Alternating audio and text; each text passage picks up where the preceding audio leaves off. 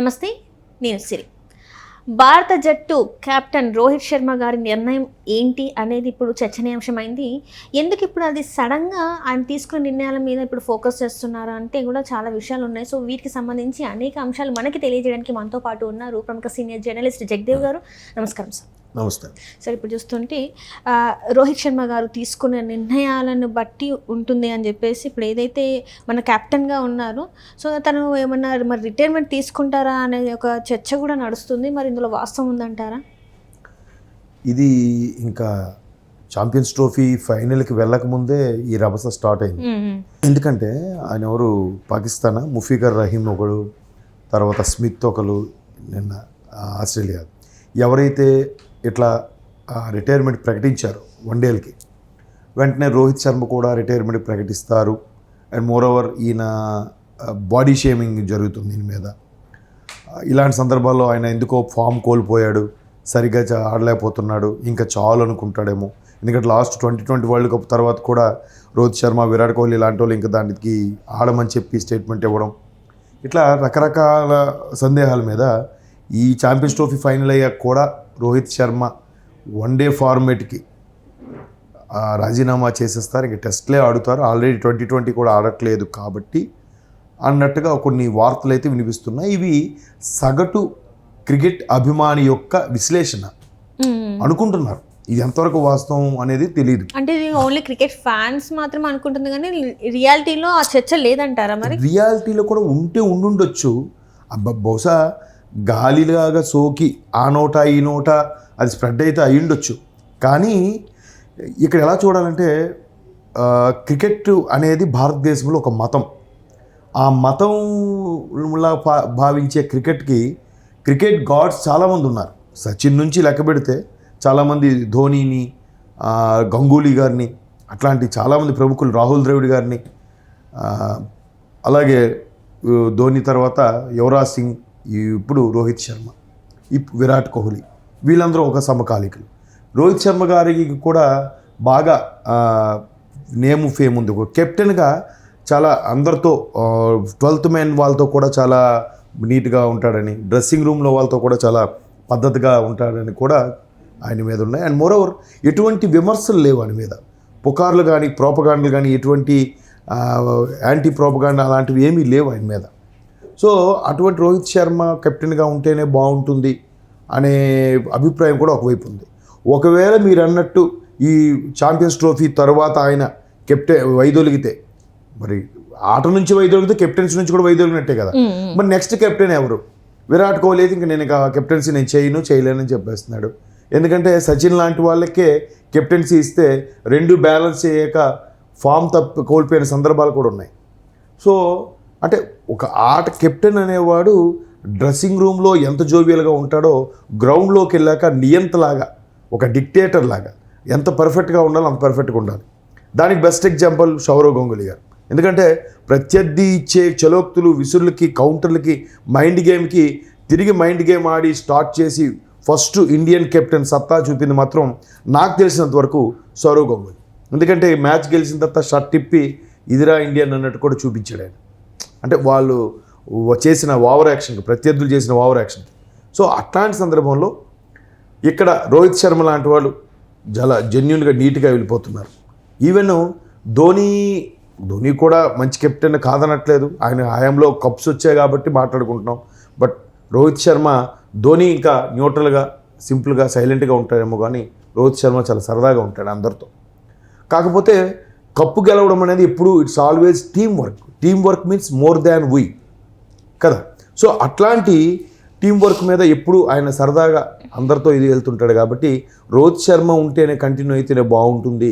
Next ఒకవేళ లేకపోతే next captaincy ఎవరు అనేది కూడా బిగ్గెస్ట్ క్వశ్చన్.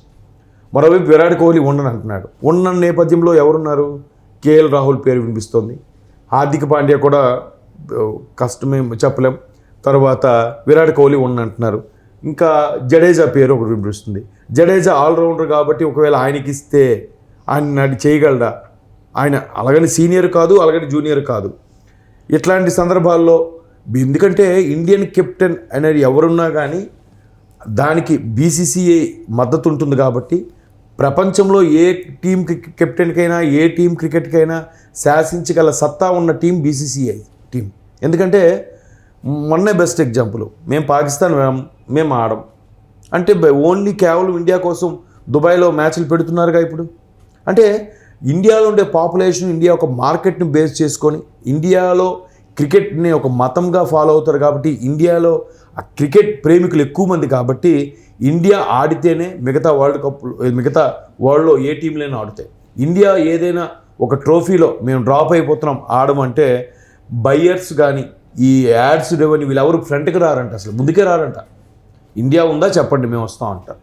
అందుకే మ్యాక్సిమం ఇండియాతో ఆడే మ్యాచ్లన్నీ కూడా వీకెండ్స్లో పెట్టడానికి కూడా ఒక రీజన్ ఉంది.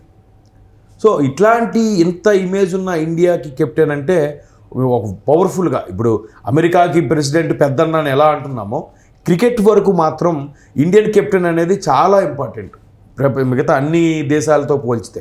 అందుకే కదా ఎక్కువ మంది ఇండియన్ కెప్టెన్స్ని, ఇండియన్లో ఈ ప్లేయర్స్నే బాడీ షేమింగ్ కానీ రకరకాల మైండ్ గేమ్లు ఆడడానికి అదే. ఎందుకంటే ఎన్నిసార్లు ఆస్ట్రేలియా లాంటి దేశాలు 4 సార్లు వరల్డ్ కప్ కొట్టినా ఇండియాతో ఆడాలంటే వాళ్ళు ఖచ్చితంగా భయపడతారు. ఇంగ్లాండ్ లాంటి వాళ్ళు కూడా ఇండియాకి బాగా అలవాటు అయ్యే పిచ్చులు గెలిచారన్నా కూడా ఆఖరికి సెమీస్ వరకు కూడా రాలేకపోయారు ఇంగ్లాండ్. ఇక పాకిస్తాన్ అంటే చెప్పక్కర్లేదు, వాళ్ళే ఆతిథ్యం ఇచ్చినా కూడా వాళ్ళు సెమీస్ వరకు రాలేకపోయారు. సో ఇట్లా ఒక్కొక్కరు మైండ్ గేమ్ ఎందుకు ఆడుతారంటే ఇండియా అనే వాళ్ళు ఆడాలంటే క్రికెట్లో ఎప్పుడు ఎవడు ఏ డౌన్లో ఎవరు ఆడేస్తారో తెలియదు. ఏ బౌలర్ నార్మల్ ఆల్రౌండర్ కూడా స్పిన్ వేస్తే వికెట్లు తీసేస్తూ ఉంటాడు. మొన్న అదే జరిగింది. సో అట్లాగా ఇండియన్కి అంత ఇమేజ్ ఉన్న నేపథ్యంలో ఇండియన్ కెప్టెన్ అనేవాడు ప్రపంచ దేశాలందరికీ ఒక ఐకానిక్గా ఉండబోతాడు. కాబట్టి రోహిత్ శర్మ వరకు ఆ కెప్టెన్సీ ఇది భరోసాగానే వెళ్ళింది. బట్ నెక్స్ట్ ఒకవేళ ఆయన రిటైర్ అయితే కనుక లేదా వన్డే ఫార్మేట్కి గుడ్ బై చెప్తే కనుక కెప్టెన్ ఎవరు అనేది ఇప్పుడు బీసీసీఐకి బిగ్గెస్ట్ క్వశ్చన్. సో మరి అలాంటి సందర్భంలో ఎవరిని తీసుకోవాలంటే ఏం చెప్తారు? మరోవైపు ఒక భయం ఏంటంటే కెప్టెన్సీ అనేది ఒక ప్రెషర్. ఒకవైపు టీముని నడిపిస్తూనే ఏ డౌన్లో ఎవరిని దించాలి, ఎక్కడ ఎవరు స్పెల్ వేయాలి అని ఆలోచిస్తూనే మరోవైపు వాళ్ళ పెర్ఫార్మెన్స్ చూపించాలి. అట్లీస్ట్ ఒక బ్యాట్స్మెన్గా పేరు తెచ్చుకోవాలి.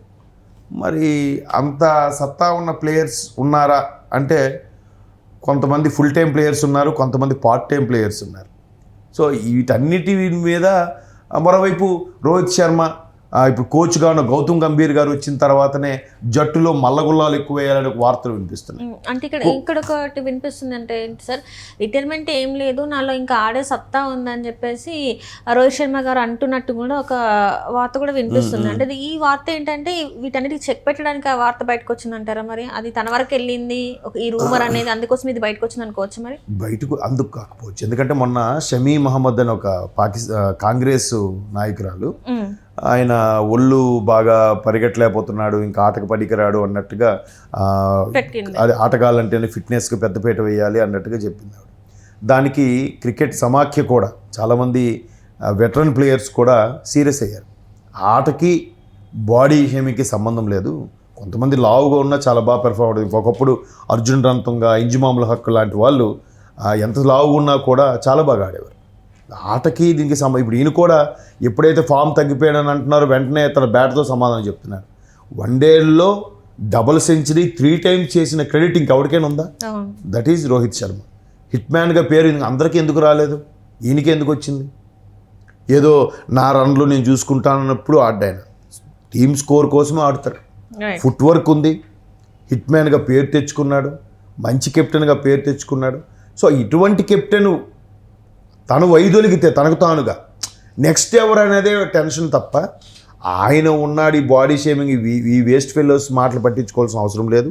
మేబీ ఆయన ఆడితే కంటిన్యూ అయినా ఒక ప్రాబ్లం లేదు. అవ్వకపోతే ఒకవేళ కామన్ బ్యాట్స్మెన్గా కంటిన్యూ అయినా కూడా నెక్స్ట్ కెప్టెన్ ఎవరనేదే బిగ్గెస్ట్ క్వశ్చన్ తప్ప మరో ప్రాబ్లం అయితే కాదు. Right, thank you so much sir.